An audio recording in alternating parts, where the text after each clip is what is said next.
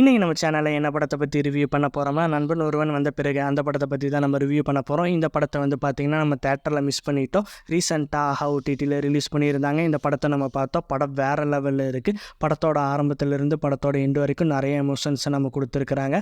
அந்த எல்லா எமோஷன்ஸையும் நம்ம பார்க்கும்போது நம்ம லைஃப்பில் ஏதோ ஒரு மூமெண்ட்டில் நம்ம அம்மா அப்பா கூட, நம்ம லவ்வர் கூட, நம்ம ஃப்ரெண்ட்ஸ் கூட வந்து நமக்கு நடந்திருக்கும். அதை வந்து நம்ம லைஃப்பில் கனெக்ட் பண்ணி பார்க்க முடியுது.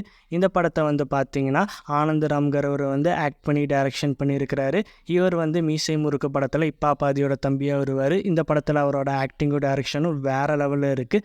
அது மட்டும் இல்லாமல் மற்ற ஆக்டர்ஸோட ஆக்டிங்கு, மற்ற டெக்னீஷியன்ஸோட ஒர்க்கு எல்லாமே வேறு லெவலில் வந்து ஒரு கூஸ்ப மூமெண்ட்டாக இந்த படத்துக்கு அமைஞ்சிருக்கு. இந்த படத்தோட ஒன்லைன் வந்து என்னென்னு பார்த்தீங்கன்னா, ஒரு 10 ஃப்ரெண்ட்ஸ் ஒன்றா சின்ன வயசுலேருந்தே வளர்கிறாங்க. அவங்க எல்லோரும் ஒன்றா ஸ்கூலுக்கு போகிறாங்க, ஒரே காலேஜில் படிக்கிறாங்க. இவங்க எல்லாருமே வந்து பார்த்திங்கன்னா ஒரு ஈவெண்ட் மேனேஜ்மெண்ட் ஆரம்பித்து ஒன்றா அதில் வந்து ப்ரூவ் பண்ணணும்னு நினைக்கிறாங்க. ஸோ அதுக்கப்புறம் எல்லாருமே அவங்களோட இண்டிவிஜுவல் லைஃப்பில் என்னென்ன ப்ராப்ளத்தை ஃபேஸ் பண்ணுறாங்க அப்படிங்கிறத வந்து நமக்கு அழகாக சொல்லியிருக்கிறாங்க.